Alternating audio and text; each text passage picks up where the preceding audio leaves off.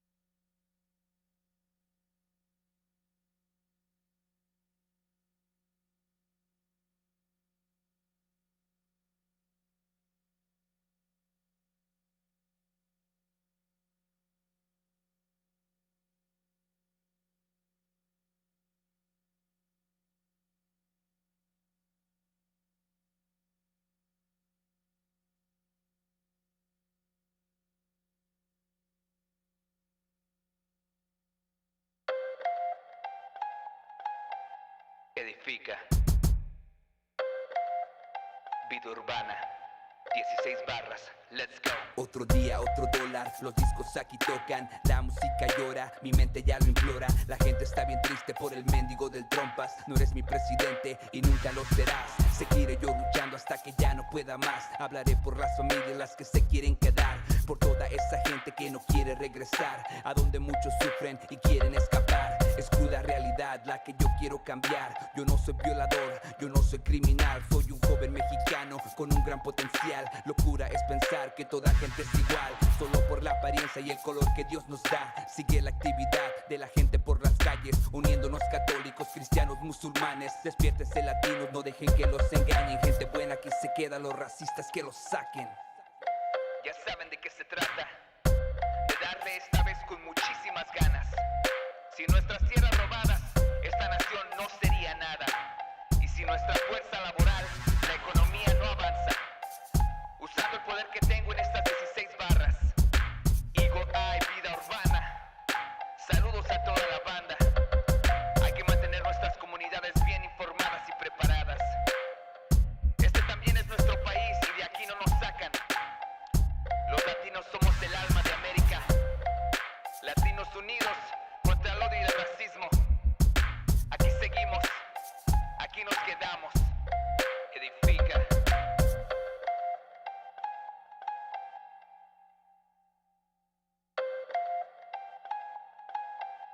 Edifica. Vida urbana, 16 barras, let's go. Otro día, otro dólar, los discos aquí tocan, la música llora, mi mente ya lo implora. La gente está bien triste por el mendigo del trompas. No eres mi presidente. Ya saben de qué se trata. Oh yeah. Edifica. That was awesome. That was Not My President. Pull up. That was Not My President by Eduardo Iniestra. So Edifica, DJ Kaboom. He's going to be our guest here in a little bit. We are so excited to be back with y'all. We've been having, banger after banger here on the It's Happening show, revamped. So welcome to the show. I am Jose Gloria. This is my co-host Dylan Thompson. Hello. We have a fantabulous show for y'all tonight, as mentioned. Eduardo Iniestra is going to be here. We're going to talk about his musical and multidisciplinary career as an artist, an activist, and somebody that's really been putting it down for the community, immigrant community, the hip hop community for many years now. So yeah, we're going to be talking to him about all these things. But before that, we're going to talk about some top stories, because there is a lot of top stories right now. It's like I feel like I'm taking crazy pills here. Yeah. It's insane, right? But how are you feeling? Milk was a bad choice. No, it's been crazy. You know how it is. You said it. Yeah, no, it's I really feel like we're really going through it. But at the same time, we got to find some moments of joy, of humor, of de-stressing, and just overall self-care. Being able to empower each other. Yeah. Avoid burnout. Yeah. Avoid burnout. Take care. And so there's a lot of different things going on right now, but one of the things that has happened was the No Vigilantes Act, right? Yeah. Oh yeah, big time. So this was after what can you share a little bit about that? Oh yeah, it's a little legislation that's being proposed to require these federal agents, ICE namely, to identify themselves when they're conducting their operations, right? Because a lot of these raids that have been happening in our community, they're masked individuals, unmarked vehicles. They just hop out, punch people, arrest them. It's like, what are people supposed to think, right? Like, it's you can't differentiate this experience from being mugged or some kind of organized crime operation, basically. And there's been multiple incidences, reports of people impersonating ICE or Border Patrol, whatever it is, and committing crimes, kidnapping people, etc., and then using their undocumented status to persuade them not to report the incident, right? So this is a major security concern. Activists, they're pretty much going to move in a direction where they're going to ban masks in public, right? Trump has already been saying things like this, right? Whereas the agents that are conducting these operations, they're masked, they're anonymous, and it's a danger. It's adding fear to our communities, right? Yeah, absolutely. Every time that you see these, masked agents, sometimes they're plainclothes, sometimes they're coming with just different vests. I mean, recently, today, I believe yesterday, we've been seeing folks, Border Patrol, actual Border Patrol with green, tactical gear and everything, just coming and picking up people. They were in Garden Grove. I think there was a situation in Santa Ana yesterday. So it was those moments where there was a break in the abductions, as many people are calling them, lacking due process, putting folks into these, detention centers for days, weeks, not letting them shower, just really paltry conditions, to the point that a lot of folks are calling them concentration camps. It's really what it's coming down to, right? So this is a step in the right direction. I think, we need it ASAP, so that our communities can't be targeted by folks, because you don't know if it's human smugglers or cartel members or, just people that kidnap, women, and I mean, we've seen so many stories over the years, and that we're making it easier for folks. So no, they need to identify themselves at the very least. And ideally, they should not have masks. If they're proud of where they work at, they should, show themselves. And a lot of them have a nopal on their forehead. They're Latinos, brown folks that are, oppressing and terrorizing their fellow brown folks. So it's troubling. It's getting a bit dystopian, especially when if you've seen the city of Santa Ana's YouTube lately. Valeria Mesqua has been producing a lot of videos with other professionals, and the latest one, she's recommending that people bring their passports around with them. And that's what we're getting to. You have to bring your papers around with you to feel safe in your community. It's not a good thing. And I mean, speaking of Valeria Mesqua, the state of the city was delayed for ostensibly security concerns. But I think, isn't that a euphemism for angry activists that want to talk shit against the mayor, like what happened in that previous city council, right? Yeah, she has, from what I understand, has been protested before. Oh yeah. So so there's that. She's not alone. At Anaheim, Mayor Sidhu went before got protested when he was going through it. But yeah, to delay the State of the Union, of course, she did go to the State of the Union at the City of Orange, but can't have one over here because people are big mad. But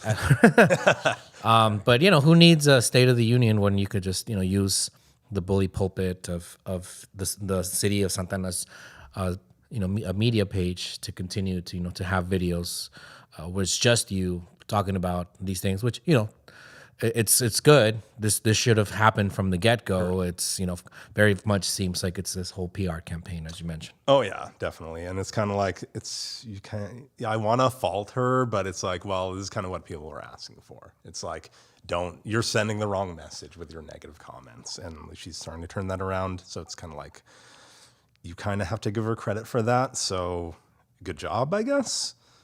Speaking of something that wasn't a good job, though, there was this grand jury report that came out about the OCTA and the streetcar and some of their conclusions there. It's kind of interesting. They said a forward-thinking business interruption fund, aka a BIF, which I thought they biffed this whole thing. But I mean, apparently they... Or whiffed. Yeah, it was a whiff for sure. But apparently they've needed a biff this whole time, which is basically a fund that would help businesses that have had their revenue streams interrupted by the construction, right? And this is kind of something that people in that business community had asked for a while, and they didn't do it. And now, at the very end of it, they're recommending that they implement such a thing and saying that they should have done it.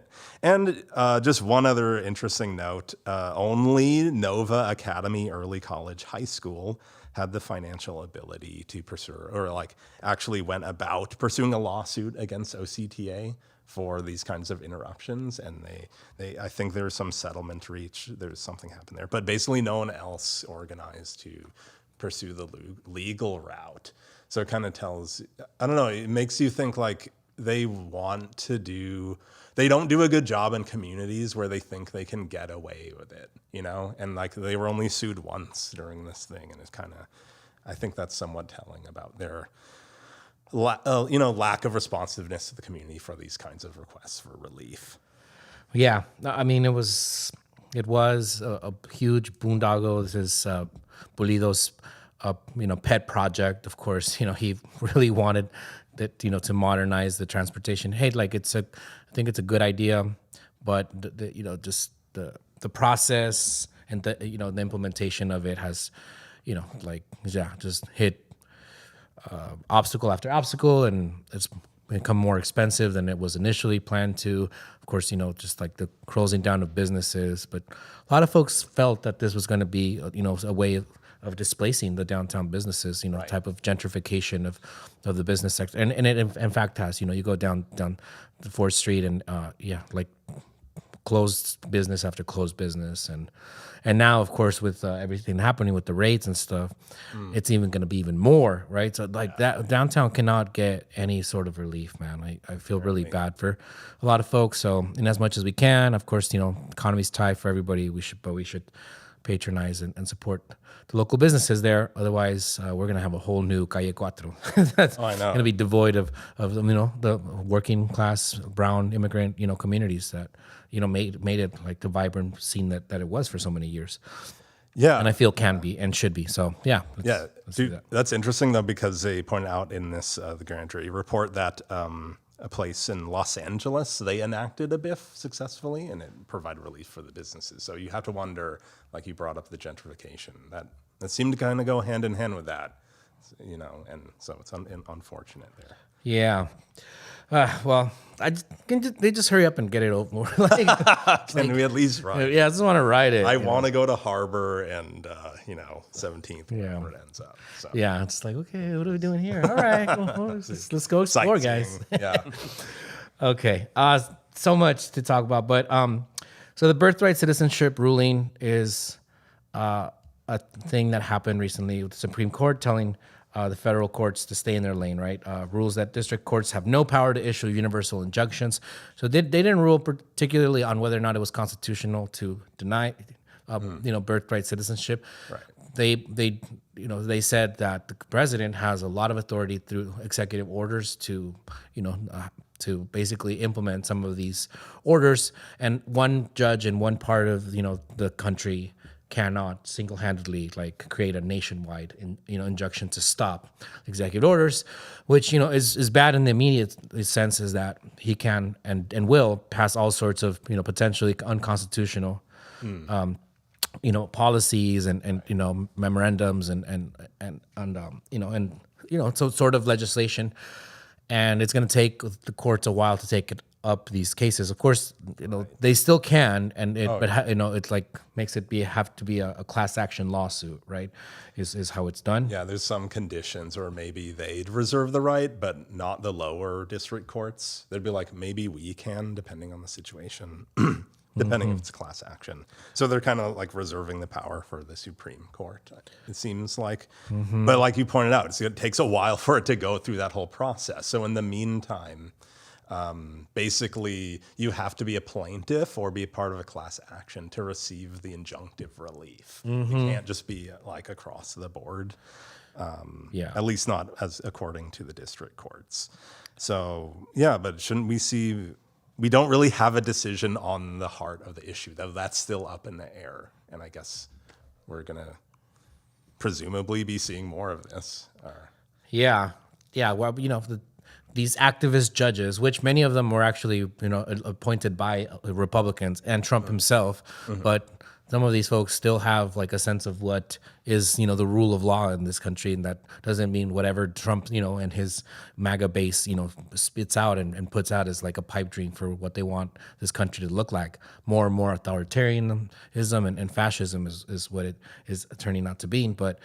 In this case, we're still to be determined, the birthright citizenship issue, because as he said in his recent press conference, he's like, this was supposed to be about the babies of slaves, okay, the babies of slaves. He kept saying it. I'm like, stop saying it. Yeah, that sounds weird. It sounds so weird. Yeah, he's like, oh, it wasn't supposed to go for everybody. It was for the babies of slaves, and then it's got taken way out of proportion. Yeah, and of course the Supreme Court only takes so many cases per year, so it's really, a big empowerment of the executive branch in this, in our government. Pretty much, where the judicial branch has taken its own power. It's giving it away from themselves, and which the federal. Court systems are part of the the judicial branch, which Supreme Court is one of them. But now it's been okay, he could do what he wants, and of course this is going to be abused by future presidents. So that's true. I do want to point out though that when Obama tried to expand DACA, I think it was a Texas judge. They issued a universal injunction to stop the expansion of DACA, the preservation of DACA. So it's it kind of goes both ways. We're in an ebbing and flowing. We have a Republican administration, and this is just going to benefit. Yeah, like you pointed out. Yeah. Whatever administration is going to be in power will be using this extensively, I'm sure. Undoubtedly. There's a lot to talk about here, and I think we're gonna have to get back to the big beautiful bill. But just so folks know, it is being talked about, and they are going through a votorama, quote unquote, as they're calling it. Should be more fun. Yeah, which is a bunch of amendments that Republicans and Democrats are putting forth to try to highlight just how horrible this big horrible bill is. Yeah, and how they're gonna basically cut millions of people out of Medicare, Medicaid, to be able to give huge tax breaks to the 1% of the 1% of this country. You know, like most of the tax cuts are going to, in fact, like 60% of it is going to the top 1%. So it's disgusting.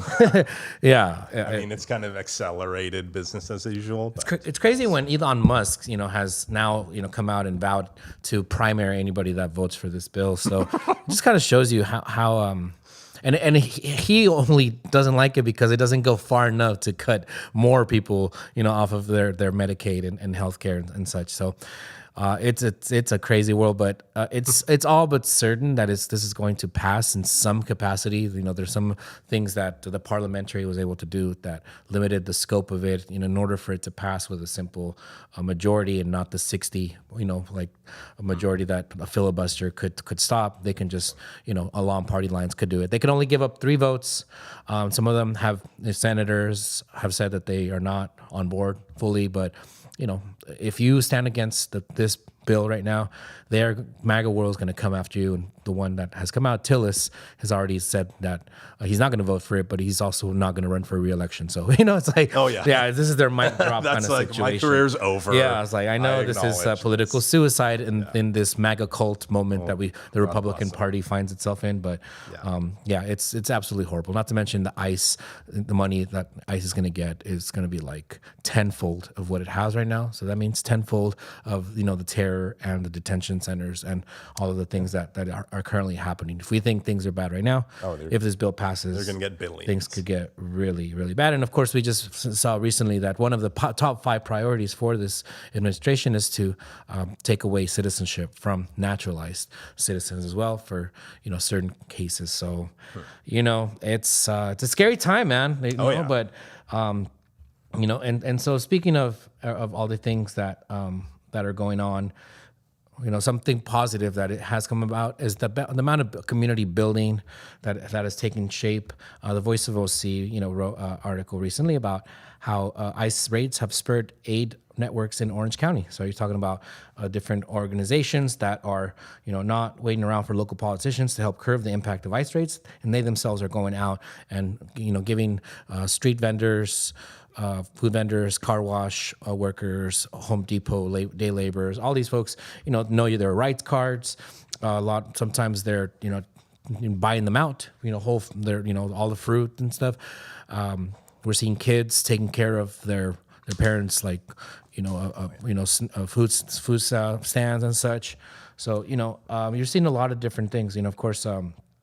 And recently we saw with the case of 48-year-old Orange resident Narciso Barranco being arrested by federal authorities here on Edinger next to Richie. There was an actual vigil that came together for him and for all people that have been taken and abducted and from their families and separated from their loved ones. So, it's a trying time, but through it, we've really seen how communities is stepping up to support and defend our communities, from Boyle Heights to Santana to San Diego. There's rapid response networks all over that are stepping in, but just normal people that are not even politically minded, that are just kind of delivering food for folks, giving folks rides and such.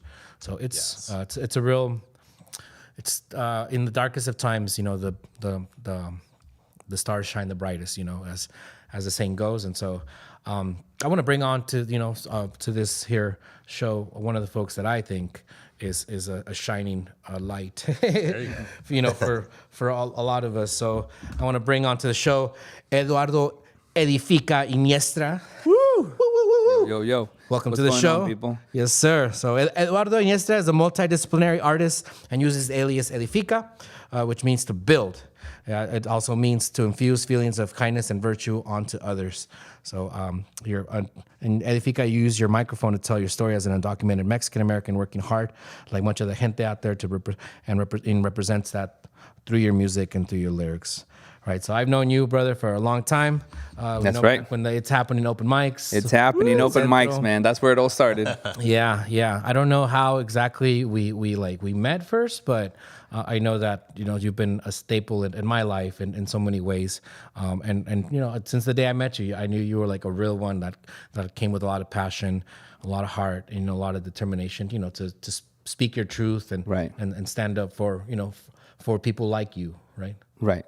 That's all I could do, man. And right back at you, man. Like just meeting you and going to those open mics and having that space, actually knowing about El Centro kind of like also like lifted me up when I was looking for a place to actually share my music and try to be able to like empower people through the arts. And that was one of those places that really fit what I was trying to do. Like kind of like in Costa Mesa, we had a place called Evocal for a while. And that's where we cultivated those artists too that were speaking our truth. We're using art and music to motivate our people and just to continue to tell our own narrative. Absolutely, man. Yeah. So like, can you tell me like how you got started, in music, or however much you want to say about, your life journey to get to this moment. But I'd love to hear about maybe some of your influences or how you started seeing like hip hop in particular, but just art as a vehicle for your voice and your. Sure. I think just to give a little context to people, so I'm originally from Mexico City. Soy de la Ciudad de Mexico. I migrated here when I was 12 years old. So I came here to the United States when I was 12, and I grew up in Azcapotzalco. We were very poor. That's the reason why my mom had to migrate to the States, because there really was the only way that we were going to be able to make it. But so I always had an inclination towards the arts since I was a little kid.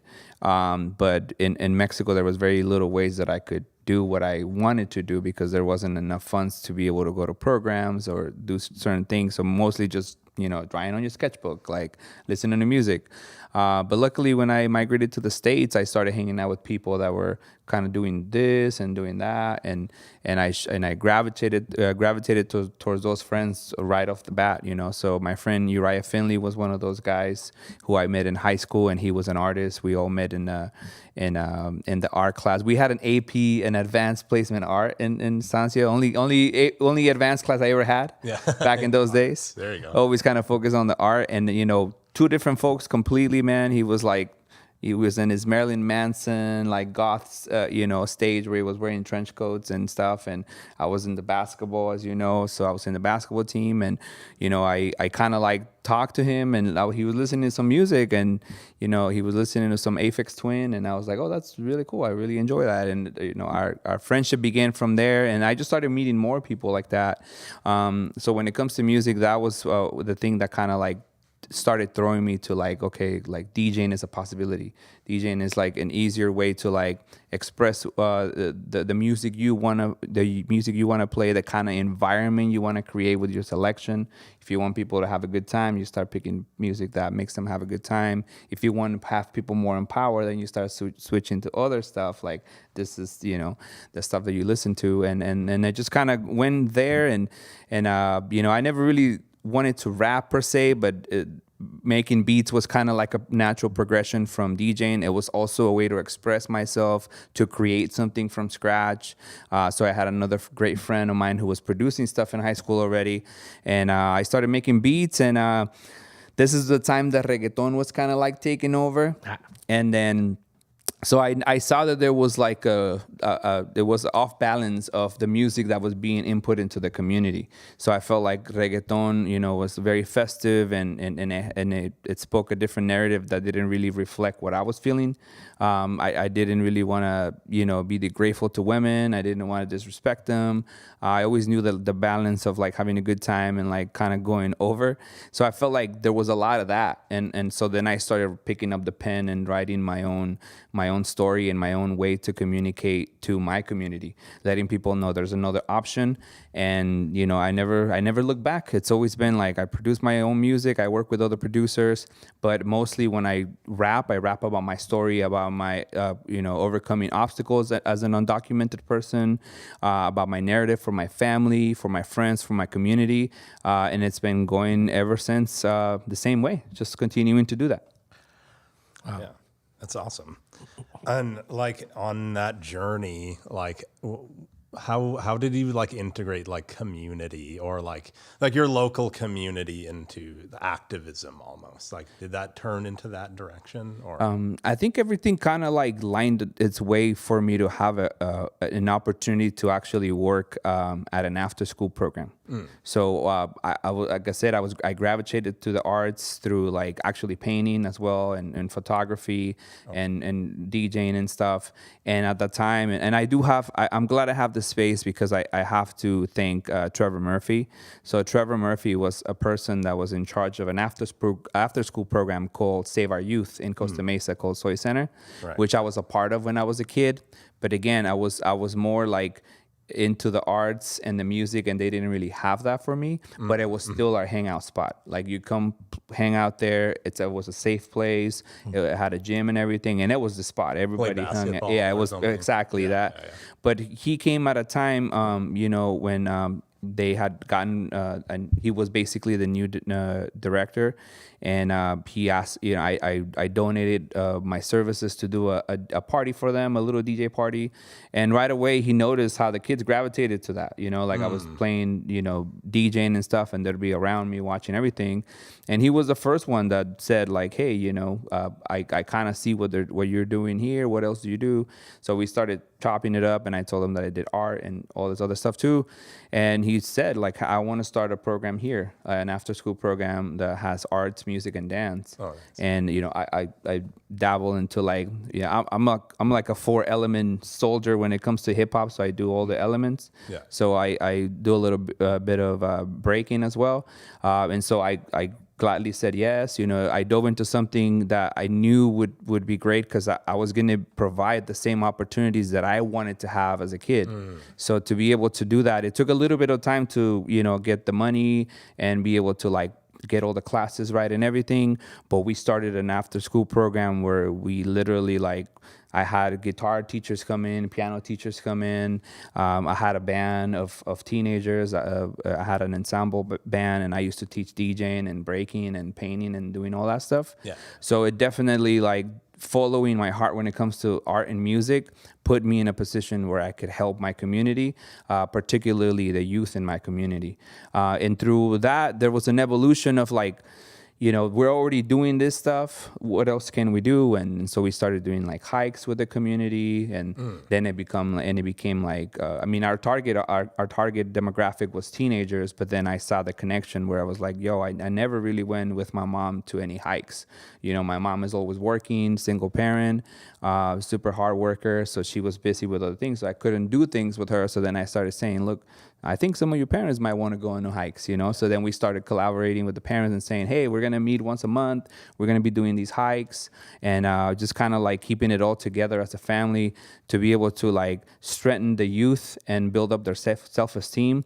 But not only that, but also let the parents know what's happening so that when they go back home, they have something they can talk about. Oh, that was cool. Like the hike was cool, this and that. Or, oh, I like what you did over there. So it was really a beautiful spot to be able to grow that. And that's where the, working with the community, using my arts came in. Oh yeah, that's super powerful. I was kind of curious about that because you're a man of you're a Renaissance man in a sense. Like you do many art forms, right? And just being able to share that that skill with kids. One thing I wanted to an idea that I was thinking about, like when I see like skateboarding videos today, it's insane. It looks like Tony Hawk. Everyone's doing like 3-trick combos, like manuals into grinds into a kickflip or something. I know exactly what you're saying, man. I watch those videos. I'm like, how do you do that? Like, that's crazy. Yeah, but I feel like, do you see are the kids different today in respect to the arts and producing media? As far as from what I've been able to see, to be honest, I took a gap from working with the community in that sense. I was forced to through the pandemic.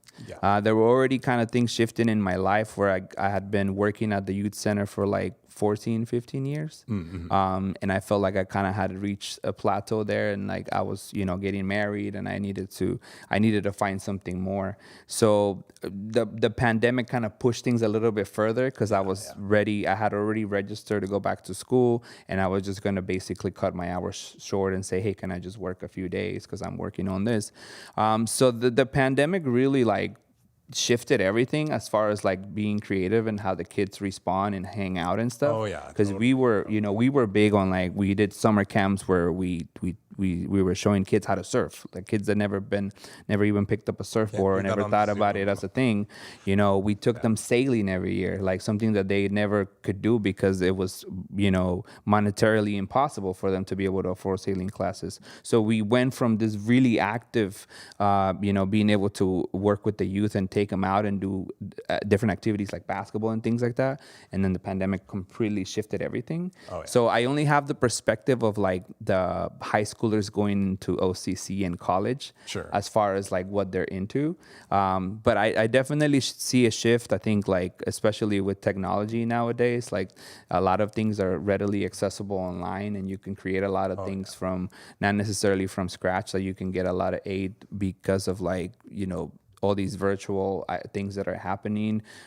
So there is a shift, but I think that the biggest thing is the physicality of it. I think we're kind of missing that in the youth. Yeah. Even when we used to, you do paintings and murals out in the community, or being a part of different activities, I think that also kind of took a hit. So right now, I haven't been working with the youth, so I don't know what it's like. But again, from that demographic of going into college, the ones that have been creating with or collaborating more have been in the film department. So I definitely see there's good ideas, and when it comes to that, I think they're a little bit ahead because of technology, because they understand technology. Oh, yeah, that helps. So like social media makes it easier for them because they know it really well. I mean, they're looking at the phone all the time. Oh, so I think it definitely has taken a leap, but I think certain other things probably like have been a little bit less active than they used to be. That's true. You brought up the physicality of it, and because like back in the day, you literally had to meet someone that had turntables, Right, to get yeah. information. Like it was a lot harder, Right. right? It was, now you can just look up a Google, like someone's setup for their streaming setup. Right. You have so much advice. But yeah, I think that's interesting. Yeah. Yeah. I mean, recently I was able to go to a small group at the after school program right there in the downtown rec center, and I did a little DJ class with them, and it helped that they already had like the controller and the laptop, and I came in just to kind of give them some pointers, and I had like a group of like 3 kids, and that was really fun. It was nice to kind of be out there again, and they were really seemed to like getting into it. So I think it's just providing those opportunities and having those programs available, and I think that kids will right away gravitate to it because they do get tired of like being on their phone and they're looking for something else. Yeah. They have the skills for the phone. They can apply it. Yeah, for the exactly. arts Yeah. now. Yeah. That's it's interesting how you mentioned how this space, the soy center, Yeah. that they were impactful in your life, Right. And then you were able to then step into a role where you can help other kids like you, right? So, Right. like, how was that as far as your sense of like, wow, like now I'm able to do this for other kids like that were like looking for a place to belong like me. Well, that Like, was what kind of stories did you? No, I mean that was life changing. I mean, I feel like I've always. I'll tell you this quick story. So when I was a kid in Mexico too, I made a friend of the people that would bring the ferias, like the fairs, the traveling fairs. Yeah. I made a friend at an arcade, and I'm like 10 years old at the time, and I was playing games, and I could tell he was like not speaking right, like he was making grunting noises and stuff as we were fighting, because we were playing Street Fighter. Okay. And then I realized he was like he couldn't speak. He was deaf, He was mute. mute. And then I realized he couldn't speak, and this is the first time we met, and we just started. I was like, oh, like, good job, like, buen trabajo, yeah, and we started just kind of somehow conversating however we could, and then we played a couple of the games, and I finished my monedas, and he was like, oh, he started putting stuff for me, and I was like, oh no, it's gracias, and it came from that, and he wanted to show me something, and we went and he showed me the ride that he was sleeping in, and what how he worked and stuff, and I say that to say that from the beginning, since I was a young person, I've never been like a bully, or I've never been like a person that like finds something like that and like would make fun of or whatever. I mean, you know, Mexicanos siempre nos vamos a, you know, we find things to make fun of and things like that. But at the end of the day, like I've always feel like I've been a person of a good heart. So be able to put in a position where I can, you know, help people out in that sense, like it's life changing and life reassuring. You know, I think one of the biggest stories that I can tell you, there's many, because there was many generations that went through the program. I was there for like 16 years. Right. And we did, you know, one of the great things that we did was a college trip. We used to take a group of like 12 students from Costa Mesa all the way to Berkeley and back in 1 week. And these are kids that had never been out of Orange County. These are kids that never even knew or heard of Berkeley or knew what it was. And we went and checked out 12 campuses all the way over there. So we first stopped by Channel Islands, and then we went all the way to Santa Barbara, San Luis Obispo, You went to UC Channel Islands with the kids? Yeah. Dang. And then, so we did that, and So cool. basically, like, and then on the way back, UC Merced and everything. We did the local stuff too, but that was a great trip that we did, and you know, that trip was life changing for them. Like, we ended up getting students like, yo, I love Berkeley, like I want to come to Berkeley. So they worked their asses off. You know, we had they still, I think they still have the scholarship program, but before, like, they used to have a program where it was a scholarship program where you could get money for your grades. So whenever you're writing your report card, like, you would get $5 for an A or $4 for a B or whatever, and they give you a check for you to do whatever with it. But they kept track of that, and then when you graduated, they gave you a check to match that.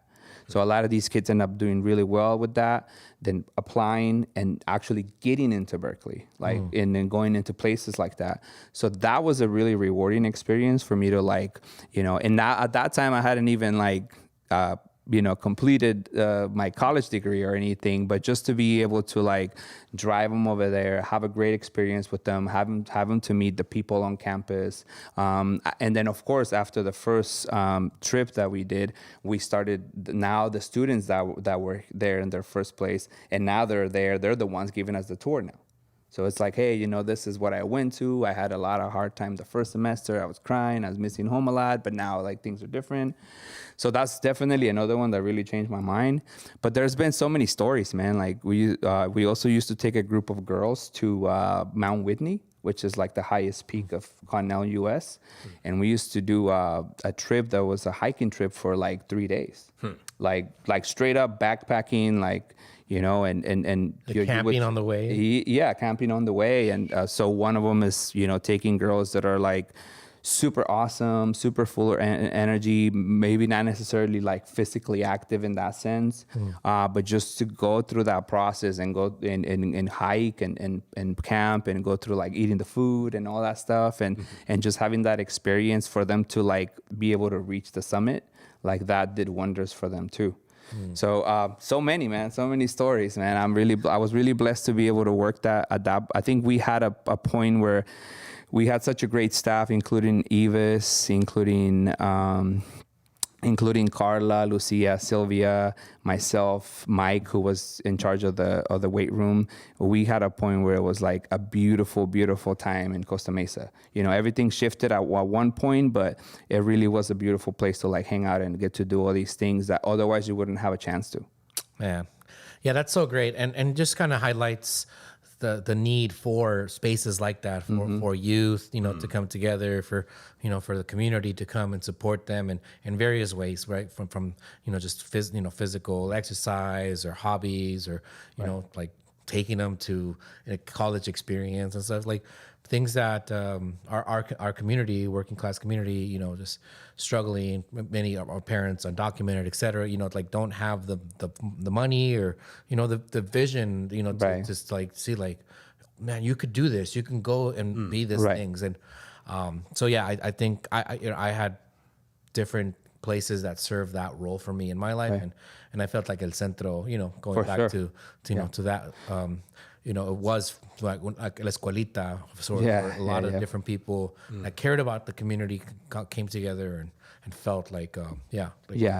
And I want to send, since we're talking about the subject too, I want to send a shout out to Chirla, because Chirla has been there also since the beginning. I remember Chirla coming over to Soy at a time where, right after the deferred action was basically announced that they're going to have DACA, they came over and started doing, things with us and things like that. So they've been from day one, man. Like they've been there since day one. Yeah, and which is why it's so sad that the current administration has chosen to target them and other organizations that with just baseless accusations and of them supporting like violent protests and this and that.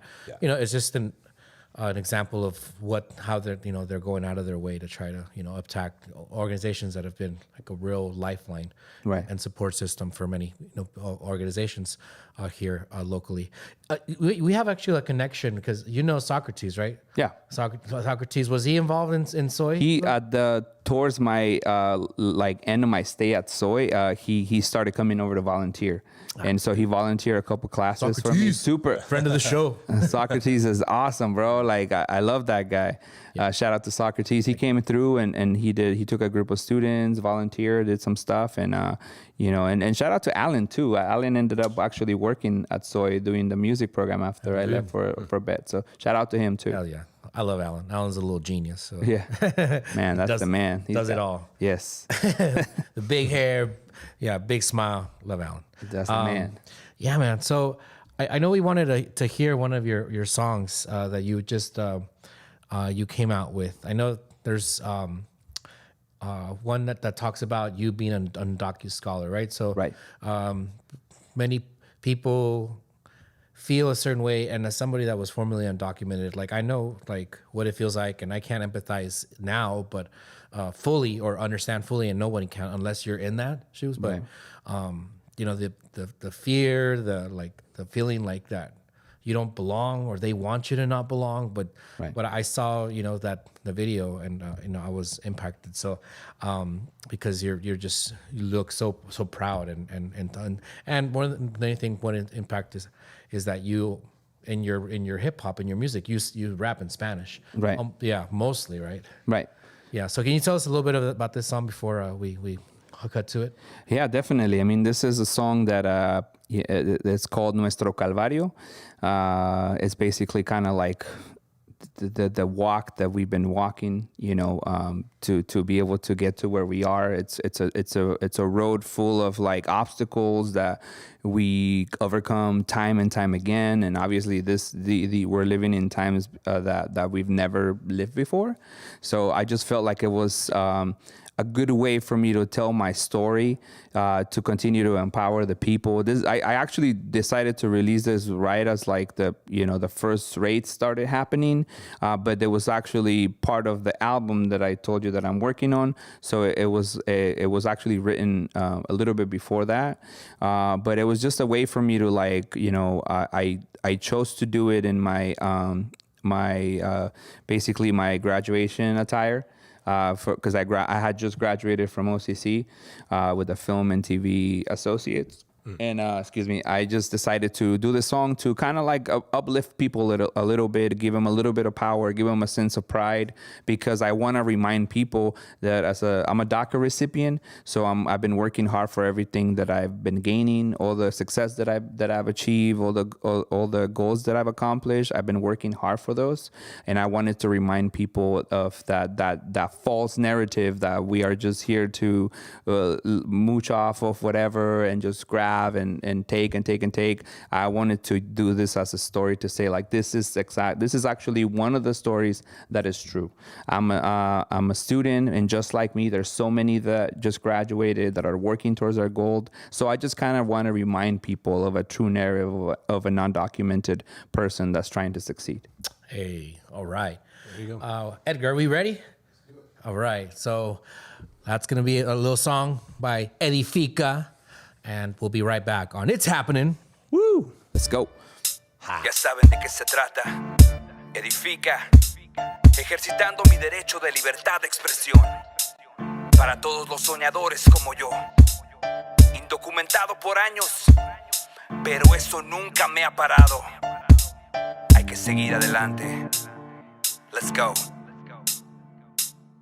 Aquí estoy para luchar, aquí estoy para trabajar, aquí estoy para seguir adelante y triunfar. Aquí estoy para estudiar, claro, para mejorar. Aquí estoy marchando firme para mis sueños lograr. Aquí estoy para luchar, aquí estoy para trabajar, aquí estoy para seguir adelante y triunfar. Aquí estoy para estudiar, claro, para mejorar. Aquí estoy marchando firme para mis sueños lograr. No se trata de una estrella, cuenta toda la galaxia. Millones de inmigrantes queremos la gran estancia. Residencia viene, no pierdan la esperanza. Levántense con ganas cada día, cada mañana. Sueños no son fáciles y nunca lo serán. Increíble es el saber que todavía no hay igualdad, pero hay mentes que no entienden que todos somos igual. Amor y paz es fácil, el odiarte cuesta más. Solo ponte a pensar en toda energía gastada en haciendo cosas malas, vidas perdidas por balas. Cámaras de gases donde fallecieron almas. Fueron miles, fueron cientos, maldito sufrimiento. Y hoy en estos días el odio sigue creciendo. Cada uno de nosotros tenemos poder inmenso, pero a veces no entendemos, no sabemos lo que hacemos. Hay que seguir adelante con lo bueno y dar ejemplo. Aquí estoy para luchar, aquí estoy para trabajar, aquí estoy para seguir adelante y triunfar. Aquí estoy para estudiar, claro, para mejorar. Aquí estoy marchando firme para mis sueños lograr. Aquí estoy para luchar, aquí estoy para trabajar, aquí estoy para seguir adelante y triunfar. Aquí estoy para estudiar, claro, para mejorar. Aquí estoy marchando firme para mis sueños lograr. No dejar para otro día lo que puedas hacer hoy, porque se te acaba el tiempo y no sabrás lo que pasó. Here we go, aquí estamos, trabajamos en el norte. Es grande el soporte que le damos al país. Mal agradecidos nos quieren sacar de aquí. Hay que no manchen su vida, son puras porquerías. Lo que piensan los racistas son solo hipocresías. Dime quién estuvo aquí antes de la gran conquista. Aztecas y mayas, indígenas, mexicas, olmecas, tribus de la Amazonía, los incas, nativo americanos. Recuerdan bien qué pasó cuando el hombre blanco llegó, conquistó y mató. Ellos fueron ilegales, muchos fueron violadores, fueron asaltantes, asesinos y maleantes. Nosotros al contrario migramos para el sustento, para seguir adelante, para ayudar a los nuestros. Aquí estoy para luchar, aquí estoy para trabajar, aquí estoy para seguir adelante y triunfar. Aquí estoy para estudiar, claro, para mejorar. Aquí estoy marchando firme para mis sueños lograr. Aquí estoy para luchar, aquí estoy para trabajar, aquí estoy para seguir adelante y triunfar. Aquí estoy para estudiar, claro, para mejorar. Aquí estoy marchando firme para mis sueños lograr.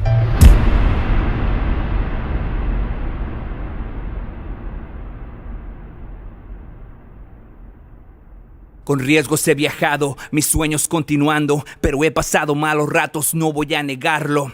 Estresados, preocupados, vivimos a diario. Damos pasos, caminamos, largo es el calvario. Pero eso no entiende gente que tiene privilegios, porque la gente que es blanca no sufre como el moreno. No quitamos, aportamos, trabajamos, no paramos. Con nuestra cultura este país elevamos. Damos más que otros, dime tú si es necesario que nos den la residencia, eso sí es necesario. A las pruebas me remito, mira nuestra consistencia, observa la potencia, presencia de nuestra herencia. Nuevas generaciones están para que hoy aprendan. Dime qué tú les enseñas, violencia o paciencia. Yo le enseño a mi hija que ella es una gran princesa, que sea buena con la gente y que ame su piel morena.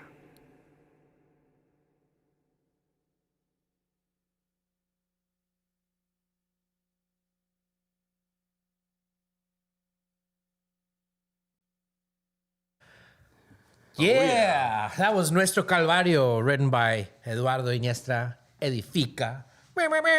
Yes, sir. Yes, sir. Aquí estamos. Aquí estamos. DJ Kaboo. So, you know, it's crazy because, you know, and you just described everything that brought about that song, and it's so powerful. First of all, that you rap in Espanol.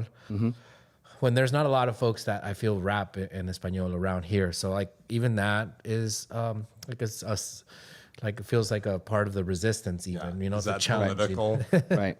Exactly. Yeah. That's actually part of the reason too. It's like, you know, I'm as much as and I'll be honest, like, you know, we grew up in Mexico too with a lot of like American culture, you know, music, sports, you know, movies and stuff. So when I came, in a way, like there were things that it was easier for me to assimilate to because I was so used to the culture and everything, including music and sports.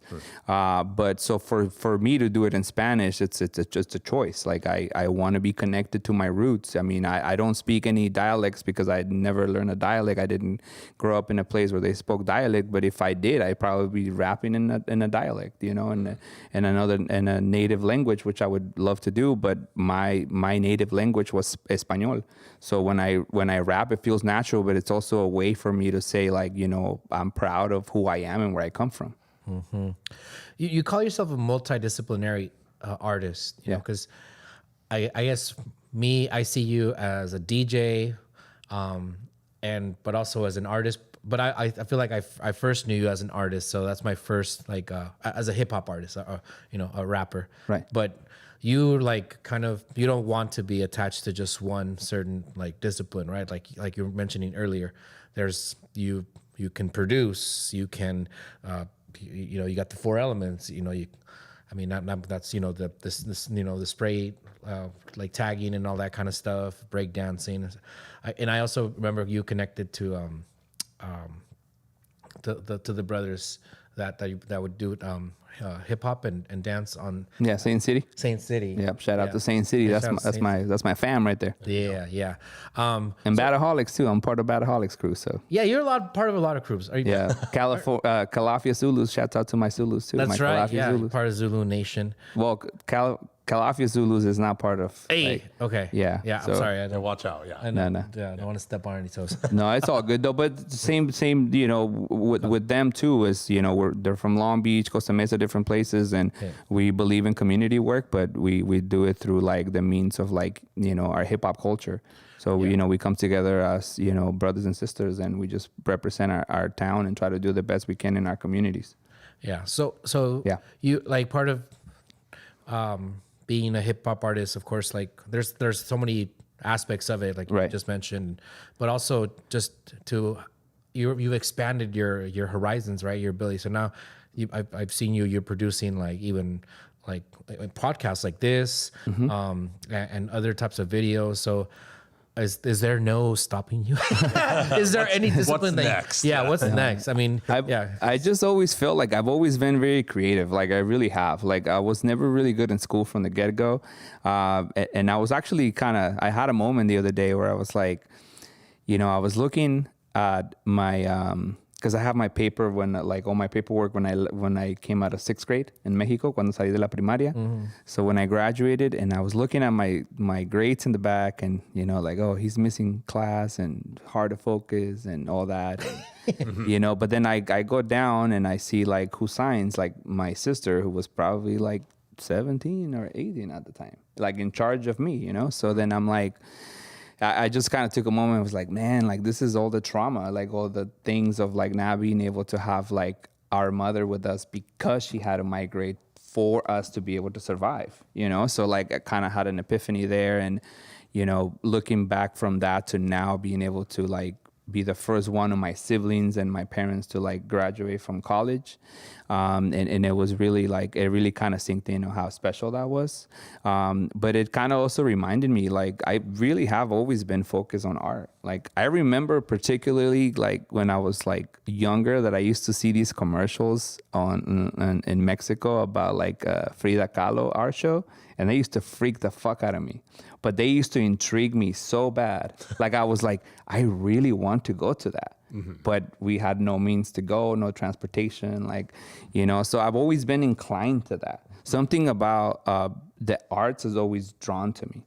And we did get a chance to go to see a play one time in Mexico, and same thing. Like, when a lot of kids are, like, talking or whatever, not all of them obviously, but, you know, I was really focused on details, like, oh, that's really cool, how did they do that, or, you know, what that light over there is cool. So I've always been like that, and I've always kind of, like, had my moments where, like, in this moment I want to paint, and in this moment I want to write, in this moment I want to make music, and luckily I've been put in places where a lot of those things have been able to come to the forefront, and I've been able to, like, kind of make a living off of that. And it was really hard. Like, I didn't realize, it took me a while to realize that I was an artist, period.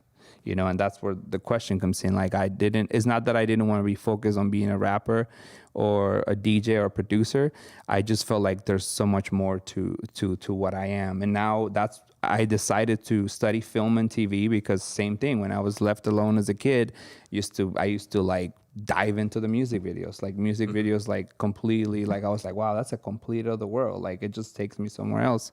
So I decided to study that because I feel like film and TV, film in particular, but TV as well, I feel like they encompass everything. Like you can do the set design, you can write a script, you can be in charge of the camera, cinematography, all that, and that's exciting to me. And that, like, I was looking for that next level, and so I started, you know, kind of going to that, and it's still a goal that I have. Like, there's some stuff that's on the works right now, and then some stuff that some of the music videos that I've done, the one that I did for Castopolics, that one I put it in a film festival and different film festivals, and there's been getting some notoriety on it. I've got a couple wins already, a couple honorable mentions, a couple, like, you know, officially, like, you know, consider. And stuff like that, and mind you, these are just music videos. Like, I haven't even gotten my, like, deep, you know, storytelling yet. So to be able to do that and know that I can do it and have the means to do it, I'm excited about the future. I mean, I look at some of the people that I enjoyed, some of the directors that I know, and, you know, they're all successful now, but it took them years to get there. So I'm playing the long game, you know. I'm learning every time I do a project, I learn something new. Like, oh, I should have done this, or I should have done that, or I like this about this one, I don't like this one. So I'm just glad to be, like, in a place where I've been making some good networking connections, and people are starting to see, like, my potential and what I can do as a storyteller and filmmaker. And that's really what I just need. From there is just, you know, sky's the limit. I just gotta stay true, and right now we're going through these really rough patch as a nation. So it's really kind of hard to focus at doing some of these artistic stuff at times, but you know, that's what I chose to do for a living. So I'm just trying to, you know, get my energy right and finish these projects, but I also want to work on narrative and projects that are actually, again, just to kind of emphasize the true stories that we as undocumented people go through. So I'm trying to find a way to, like, match those and work with the right people to help some of these stories come to life. Yeah, that's important. Yeah, because I think this guy, Eduardo Arenas, he was the bass player for Chicano Batman. He went on Instagram today, and he was kind of talking about how, you know, people say the best art comes, you know, in these moments, you know, the most challenging, you know, darkest moments. But it's really hard for artists to kind of be like, hey, come check out my show, come, you know, do the world's falling apart as the world. Yeah. So exactly. You know, it's kind of like acknowledging that aspect of the reality, but also, you know, just the fact that we need you know, we need these things more than ever. You know, you were you know, graciously a part of the show the other day, fundraiser at La Santa with different folks, you know, that supported. That was beautiful, man. You know, that was beautiful to see people coming together. No, it was. But as I mentioned during the show and you know, in past shows, like, you know, this concept of joy is resistance is real. You know, like, we have to. We were relying on art to be, and poets and all these, you know, from different disciplines to be able to articulate all of this pain and all of the struggle and into ways that tell our stories, but, you know, also tell of our triumphs as much as our pain, because it's all a part of that, right? Mm-hmm. Yeah. So I'm excited for what's to come next for you, brother. Oh yeah. After we get your mini series, your short films, I think you need to get into game development now, because now we need to add interactivity to the mix. Yeah. You know, you go to the full multimedia pack. Yeah. That's the next step right there. Yeah. Yeah. So I was I remember you were doing with your daughter, right? Your proud girl dad. Yes, you that's know, right. like Kobe Bryant. Yeah, girl dad right here for life. Yeah. And So your little one, you're kind of, already showing her the ropes of what it is to, to be out and performing, and so you were doing a 4-sentence or 4-bar Mondays, right? Right. For a while there, right? How was that to bring your No, daughter that was great, man. I mean, that started by Johnny, man. Like Johnny started doing that, and he's a ill MC, man. He's one of the best that I know, man. So he started doing that, and I started doing it as well, and I incorporated I think he at one point he said he was gonna bring his son into it too, because it inspired him to be able to see it, because he was doing it on his own, and I started doing it on my own the first 1 or 2 maybe, and then I was just like, oh, she's right here, like I'm just gonna introduce her to the world and do that, and it was great, man. I think it's nice that she knows now what I do, and she understands it, and she thinks it's awesome. And I think she's seen she's seen me edit so many videos now that she's like, okay, that's his work and stuff. But she's always welcome. Like I buy her own record. She has her own keyboard, and whenever she wants to play music, she can. And she really likes music and dancing. I know for her little graduation from the daycare, they had a little play, and they were asking, they were all caterpillars, and they were asked what do you want to be when you grow up? And she's like, I want to be a bee girl, a break dancer, and a bee girl. And it's like, oh, when you show us a little bit of that, and she did it. And that's not even I don't even really do that to show her oh, do this and that. I don't. She just naturally okay, that's cool, I'm gonna do that. So it's it's been and again, I think it's awesome that I think I'm showing her not to be shy. Just if you have something you like to do, just do it. Don't be shy of what people think. And, if you like to dance. If you like to sing. And we're teaching her to be respectful too. So she knows to care about other people's feelings and stuff like that. And I'm just really blessed, bro. To be able to have Maria as my wife and have the blessing of be her husband, and then be Aria's dad too. I'm just super blessed, bro. They're the biggest blessing in my life, and to be able to share things that I love with them, as Maria's a big girl too, and she enjoys music. So to be able to share that, it's out of this world, man. Yeah, so awesome. Y'all met through Saint City? Yeah, man. We went through I didn't meet her personally into the fundraiser for Noche de Altares on October on what year was it? 2012. You guys had a fundraiser at the little it was still the Bistro 400. Oh yeah. Yeah, there was a fundraiser there, and I had just won DJ of the year by the OC Weekly. Yeah. And so they asked can you DJ a set? And I DJ a set, and she came in with Alan and his band. And she came I forget what it was, the triangle or something. They brought her in just without, so she wouldn't pay. The triangle. Yeah. Or something what was it, the triangle or something? It's Could have mute. Yeah, or the cowbell. I think it was the cowbell. No way. Even more. Yeah. And that's the night we met. But I had already seen her at Música en Movimiento. I had seen them dancing and stuff. But I didn't really even get close to Saint City until I met her. She's the one that brought me in, and then we perform at places in Long Beach and stuff like that. And just that whole crew is just super amazing too, man. Shout out to Saint City. They're my sisters and brothers, man. Yeah. They're amazing. No, totally. Love those folks. And shout out to Maria. Yeah. 'Cause, good people coming together. So B-girl motivation. Yeah, that's right. You guys are a B family now. You know what I'm saying? You have your own crew, just within the family. We're gonna start wearing the matching jumpsuits, Please do. You have to. Nice. Oh man. So we're almost running out of time, boss. Yes. But I wanted to give you a chance, because you came in right after recording a brand new song, right? Yeah. So you were just nonstop working on your craft and producing all sorts of stuff. You're such an inspiration. So I'd love for you to share a little bit about what we got in store for this new album that you got. Yeah, well, this is actually and I want to say this for everybody out there. And I know we're going through rough times, but I think this is the time where our allies, you might not be living the same thing we're living. I know we're going through it, and so I want to send a shout out to all the allies that are backing us up, that are standing up for us. That's what it takes. That's what it takes for us all to come together. And with that being said, this is actually a song that's not going to be on my album, but this is a homie called by the name of Archeca. Okay. So he actually doesn't even live in California. He's from another state. So he sent me some beats, and we've been chatting, and this is part of his project.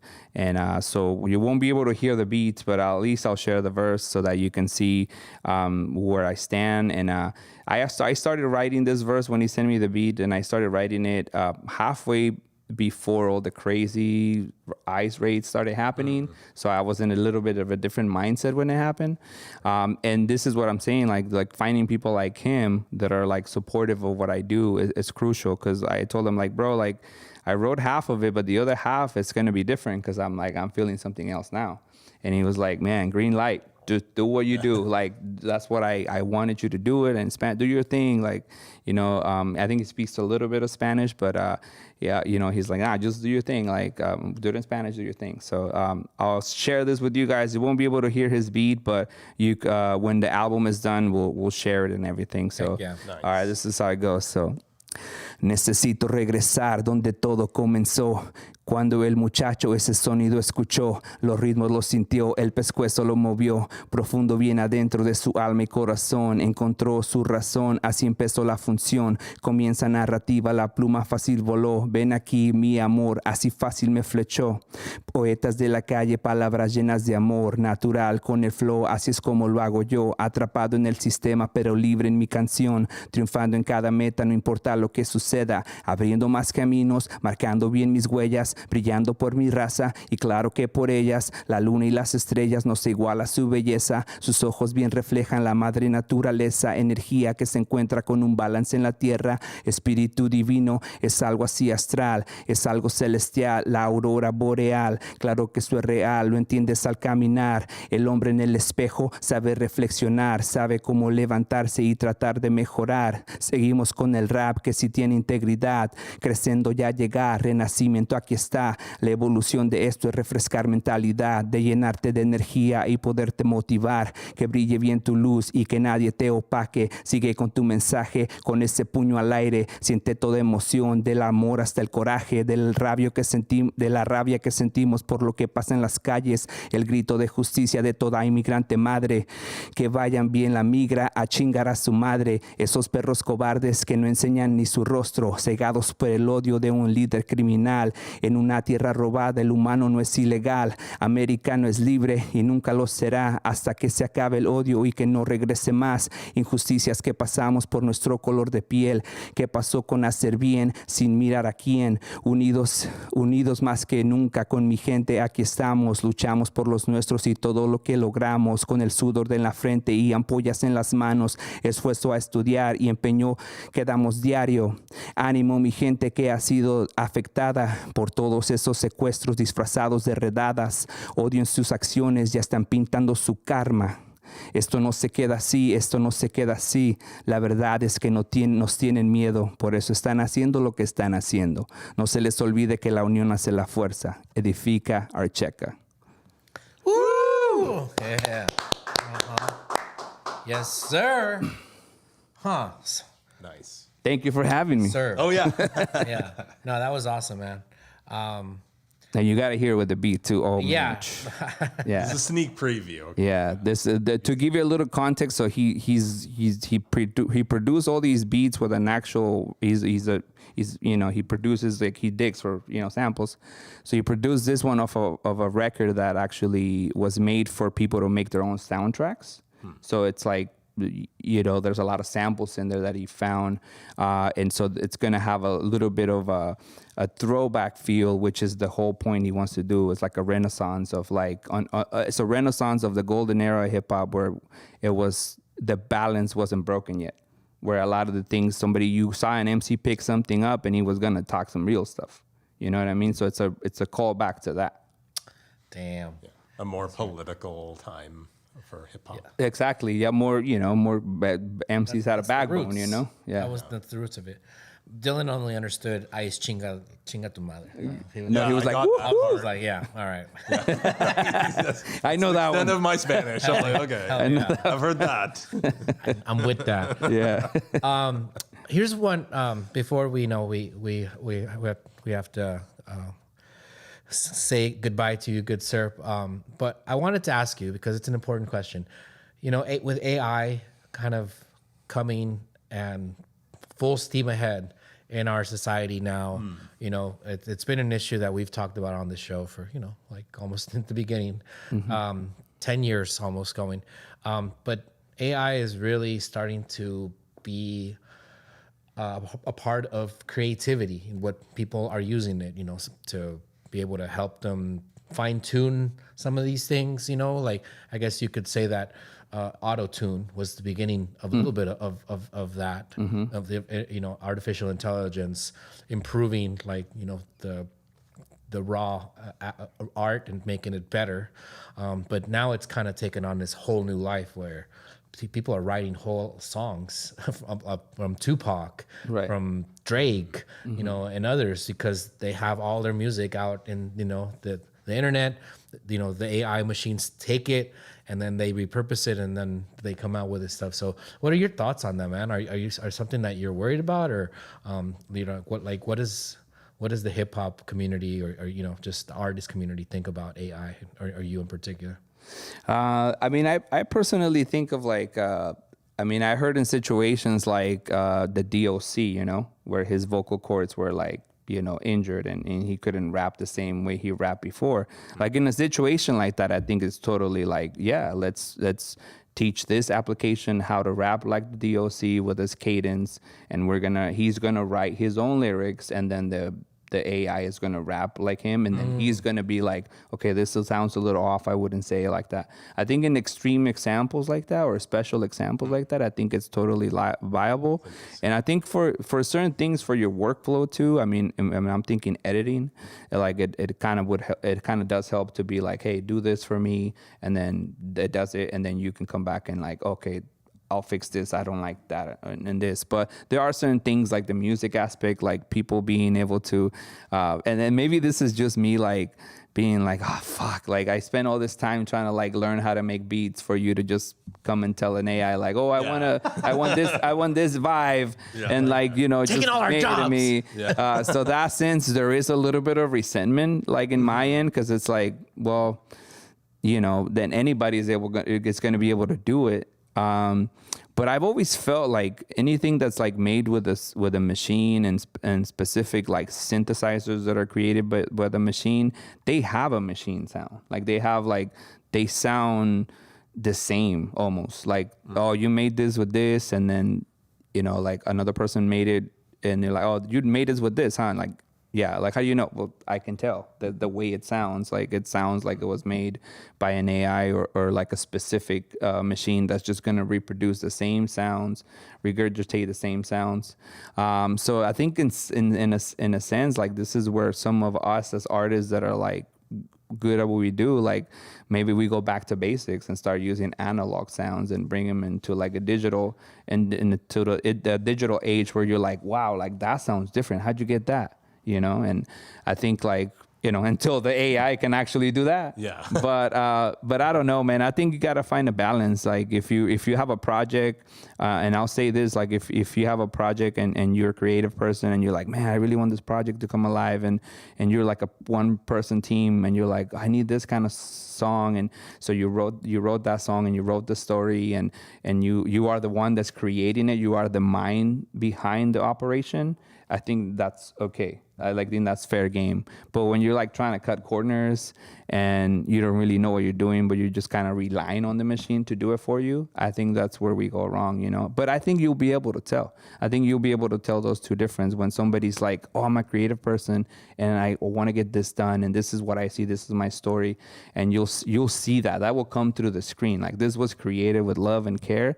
They use AI in a certain way, but this is their vision, as opposed to like, oh, I just want to do this and, you know, press all the buttons on the controller and see what happens. Right. And you'll be able to see that. That's not going to be as good a quality on that. There's going to be a lot of like, but it's scary times, man. Yeah, exactly. Yeah. You're already seeing them. But I think good artists can figure out a way to like manipulate and work with AI to work for their benefit, you know? Like a lot of these like AI videos that you're doing, that you're paying like an application like so much money to do for you, if you can like re-engineer that so you have that program that you can manipulate on your own without having to pay like whatever monthly, and you really know what you're doing and you're going for it, like I think that's fair game. Yeah, it could be interesting. Like, you know, the Google, is it VO or Vivo? It's their new video production. Like, it can produce these like 8-second clips. And I can kind of see someone just like, I have the scene in mind and I'm going to run this scene over until I get it how I want it. And Yeah. it's like, there's some artistry to that, but then the thing that generated it is still trained on other people's art, and they're not getting the credit for it. So it all actually ties into the big beautiful bill. It would ban states from regulating AI for 5 years. Dang. See, the scary thing for me, with AI too, is not so much their artistry, and you are completely right. I think it will like take some people. Like they're not their jobs fully, but it's like how are you going to credit the person that created that, you know?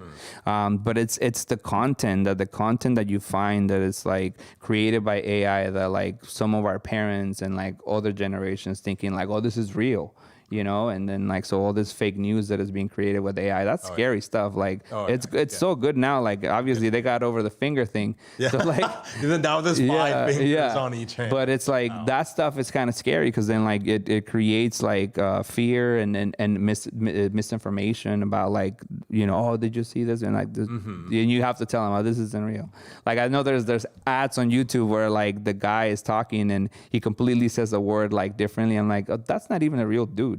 That's AI, you know, but they don't promote it as a little thing on the bottom that would say like this was created by AI or whatever. Right. But they don't do that. And that's the scary stuff for me, like creating information that you make it seem like it's real, but it's not. Oh yeah. It's a fertile ground for disinformation.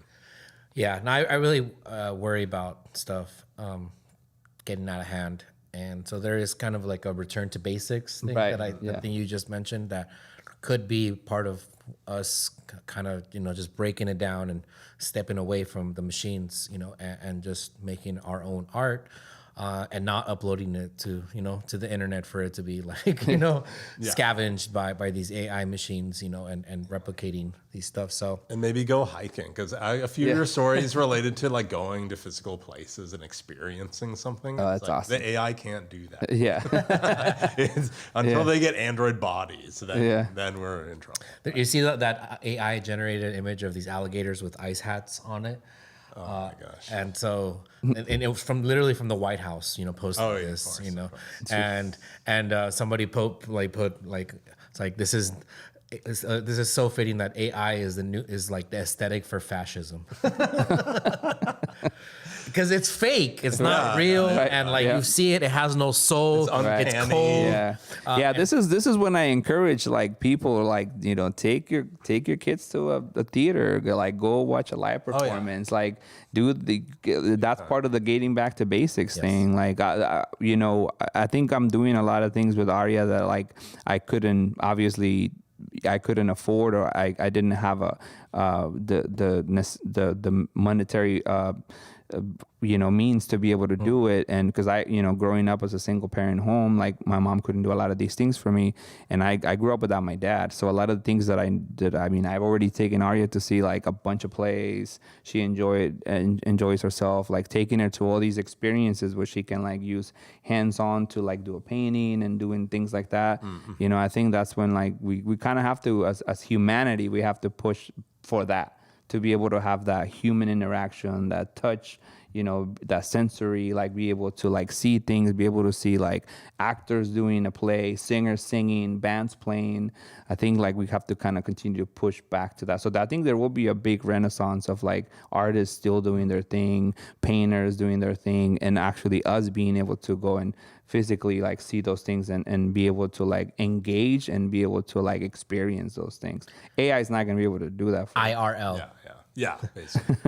You're the second person that's told me that. Our friend Ruben was here last show.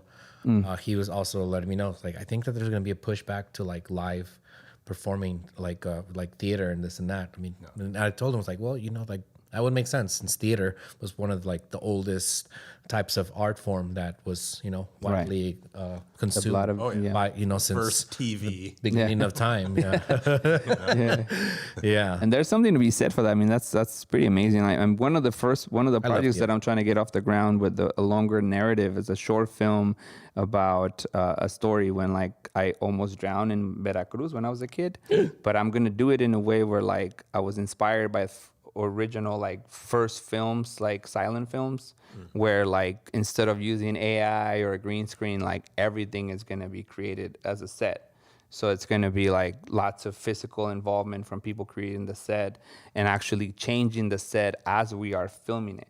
So the scenes will be changing as like the camera changes to one side, the other stuff will be moved out. And then when you go back to it, and it'll be like a completely different set. Like to be able to like work on more creative things like that are not created by AI, I think it will add much more character and it would make it more interesting. Heck yeah. Now you need to study a stage production to get the, like those kinds of movement. It reminded me of like the live theater. Yeah, exactly. Like trying to mix them both worlds, and that's beautiful. Like to be able to see that, like that's rad. Yeah. It's inspiring. That's why I like when I see Hamilton live, I'm just like, I'm overwhelmed because it's just like it's hip hop and it's theater and it's acting and it's passion and it's it's all sorts of problematic and like and stuff, but also like art is kind of like that, right? It's something that's meant to push you, make you think, and make you question items, and hopefully educate you and make you laugh and all that good stuff. But yeah, and you can even do hybrid stuff too. Like I took Arya to see the Into the Spider-Verse, but a live orchestra was playing it with the DJ. Yeah, so like to see like a hybrid of that. Like of course you're seeing the whole movie, but now like the score is being played live with the band, and there's a DJ there too. Oh yeah, like that's like putting stuff together like that, man. Like there's so many people that get creative with a mixture of both. Yeah, I love it. True. Well, this has been such a cool conversation, man, to talk. Oh, yeah. Yeah, thanks for having me, man. Hey, It's been a long time coming, man. I know it has been, man, and because I also have a lot of respect for you, brother. You're like I consider you a close friend, and it's to be here. It's an honor. Oh man, thank you. Yeah, it's been a labor of love here for us, Dylan and I, for many years, in the different incarnations of this here show. 216. Yeah, 216. Sneak at.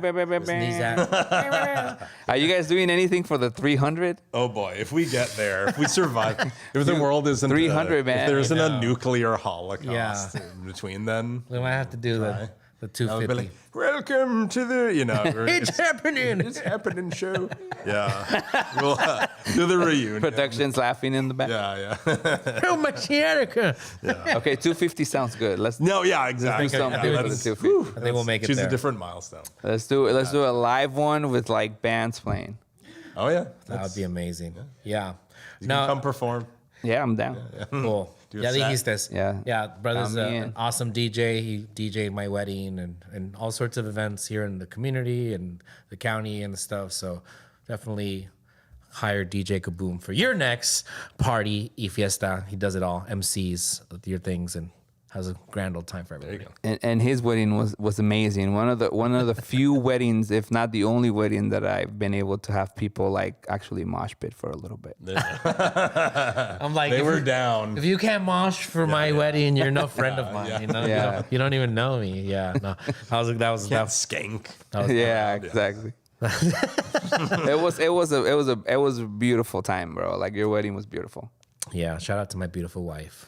Yeah, she's so beautiful that we got married twice. Yeah, Dylan was Executive director, permanent intern. permanent interim executive director. Yeah, neat.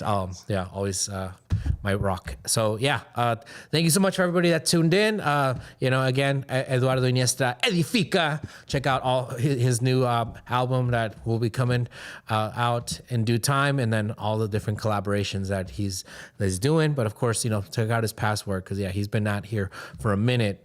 Just speaking and rap en español. Claro que sí. Yeah. So I want to thank Edgar Silva, Iron Lion Media, for holding it down. Yeah, with making us look this good here every day. that we have the show. Nice setup. Yeah, so thank you so much. And thank you, Dylan, for being an awesome co-host here. But just being Little old me. Little me. Oh, stop it. You're making a brother blush. All right, so from Dylan Thompson and Jose Gloria and all of us here on It's Happening, we are signing off. It's happening.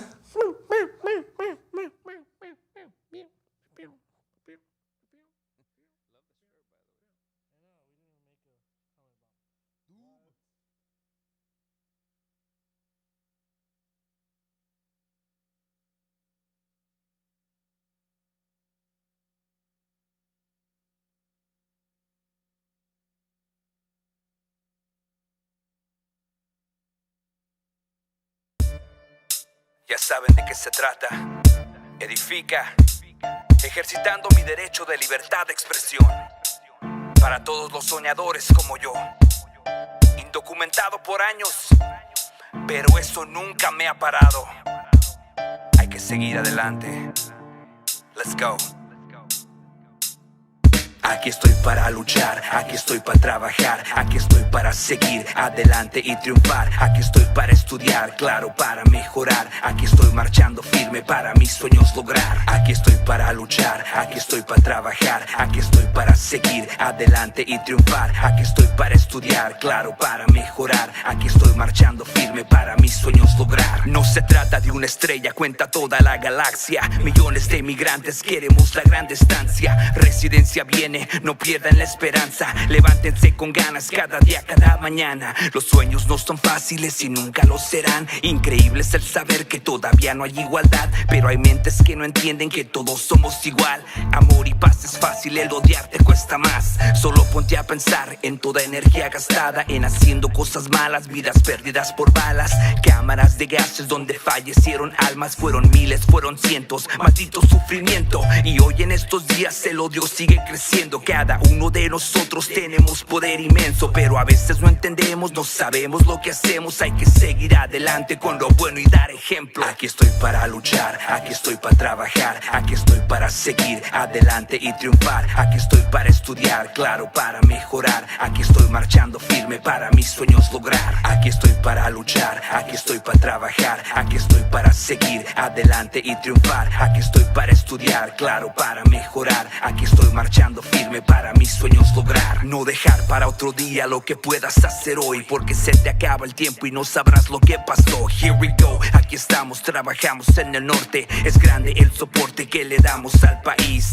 Mal agradecidos nos quieren sacar de aquí. Hay que no manchen su vida, son puras porquerías. Lo que piensan los racistas son solo hipocresías. Dime quién estuvo aquí antes de la gran conquista. Aztecas y mayas, indígenas, mexicas, olmecas, tribus de la Amazonía, los incas, nativo americanos. ¿Recuerdan bien qué pasó?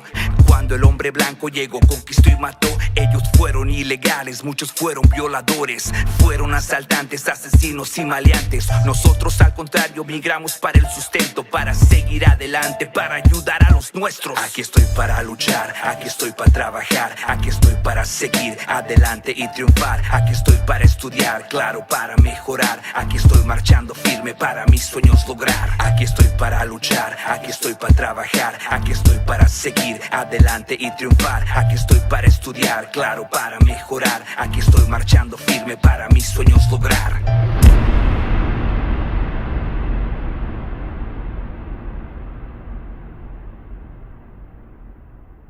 Con riesgos he viajado, mis sueños continuando, pero he pasado malos ratos, no voy a negarlo. Estresados, preocupados, vivimos a diario. Damos pasos, caminamos, largo es el calvario. Pero eso no entiende gente que tiene privilegios, porque la gente que es blanca no sufre como el moreno. No quitamos, aportamos, trabajamos, no paramos. Con nuestra cultura este país elevamos. Damos más que otros, dime tú si es necesario que nos den la residencia, eso sí es necesario. A las pruebas me remito, mira nuestra consistencia, observa la potencia, presencia de nuestra herencia. Nuevas generaciones están para que hoy aprendan. Dime que tú les enseñas, violencia o paciencia. Yo le enseño a mi hija que ella es una gran princesa, que sea buena con la gente y que ame su piel morena.